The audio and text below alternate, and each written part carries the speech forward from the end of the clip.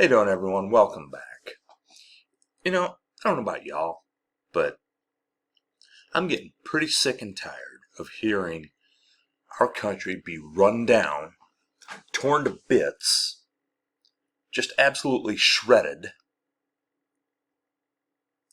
by someone who wants to lead this country, or says he wants to lead this country anyway. That flag right there, that stands for something. It stands for more than just, the liberty and the freedom and the patriotism. It stands for more than that.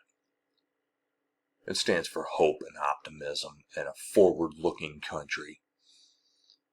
And yet, it stands for the promise of what can be. And yet, we have to go back to what was. Because, this is a stupid country with stupid people running it. And really? Really? Stupid country. It's a stupid country. I'll tell you what, Donnie. Even when you were in charge, as much as I hated the fact that you were in office, I still never gave up on the country. I did everything I could to get you out of office, and I'm going to do everything I can to keep you out of office this time. Because you are unfit. You have proven yourself to be unfit. You trash this country. You say that, war heroes, like John McCain, for example. Well, I like people who weren't captured. Or, you go to Arlington and there's an altercation there. And you use Arlington for a campaign ad.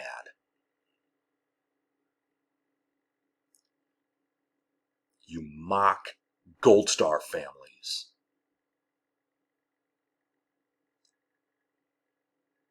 You refer to our combat dead as suckers and losers.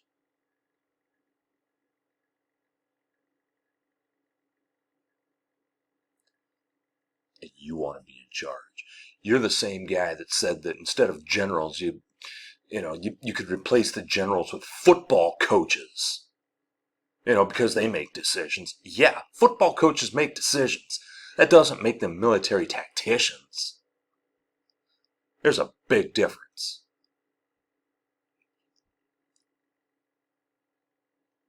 A lot of military tacticians can't coach football.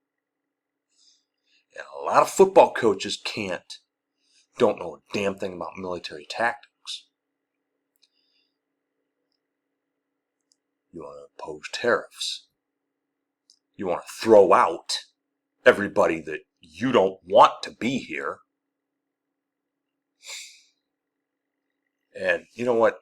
If you want to say that we need to enforce our border, fine, I'm with you on that. I am. I'm with you on that. However, your way of doing it, let's just build a massive wall. Yeah. How did that go the first time? Still waiting for it, aren't we? Oh, and by the way, Mexico didn't pay for it like you promised. And why would they? It's not Mexicans that we're trying to keep out. Really? I mean, the people coming here, for the most part, are from countries south of Mexico. The ones that are crossing that border. But yeah, keep telling us how terrible, how awful we are, how everything is the worst it's ever been. Nobody has ever seen anything as bad as this. But you've said that before, haven't you? The absolute worst in history. That's exactly what you have said ever since you came down that stupid little escalator that you've got in that gaudy building that, got to stick your name on a building, don't you? I tell you what, I don't want my name on a building, that's for sure. I mean, hell, I don't even have my name on the front of my house. But, yeah.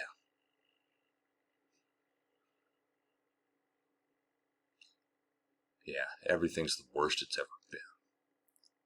And when you were in office, everything was the best it's ever been.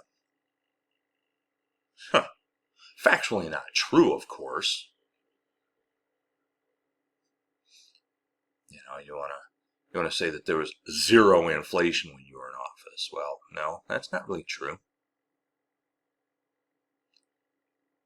Now, when COVID hit, yeah, that kind of reversed inflation a bit, but that's not always a good thing now, is it? And you want to blame Biden for everything, and then say Harris. Now you're not even blaming him, you're blaming Harris, even though she's not the president. Yet, by the way. I tell you what, if you're going to keep trashing our country, we're going to keep taking a stand against you. There's a reason you have never won the popular vote. You've lost the popular vote in 2016. You won because the way our system is set up, you won by very small margins in just a few key states. But you lost the popular vote by, something like 3 million.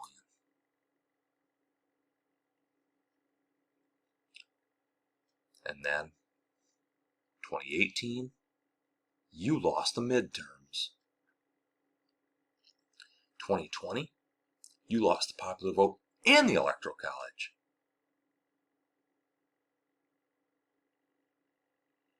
2022, you lost the midterms. 2024, why don't you just go away, you loser?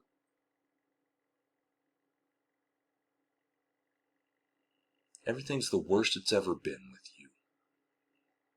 And you want to make America great again, but it was never really great until you took office, according to you. I mean, because you're better than Lincoln. You're better than Washington. Dude, you're not even better than Jimmy Carter. You're not better than James Buchanan. Oh, and by the way, Jimmy Carter, as much as I think he was a bad president, he's, at least in my lifetime, the greatest man to ever hold that office. I don't think he was good at the job. But if you want someone that you want to look up to someone and be like someone, that's who it should be.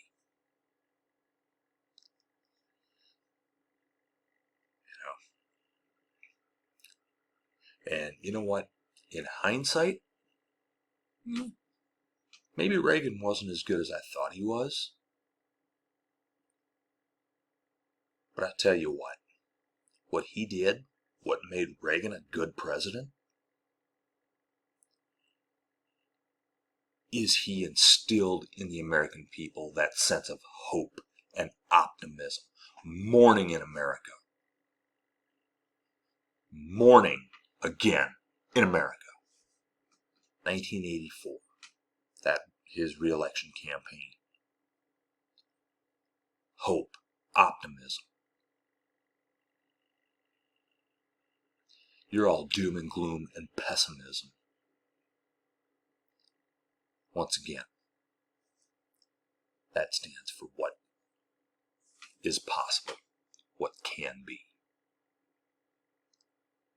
And you want to take us backwards to a time that never even existed. I mean, you say make America great again. I tell you what, I don't want your idea of greatness. This country is already great. Have we always lived up to the promises? No. But what makes this country great is that the way to fix that was built in. And we're making progress, and we are continuing to make progress. And we, Donnie, are not going to let you take us backward. We're done with you. You know what? Stop with the doom and gloom and the division, the divide and conquer. It's not going to work because we are the United States of America. And we the people are going to stand united and say, hell no, you're not getting another shot. I'll see you next time.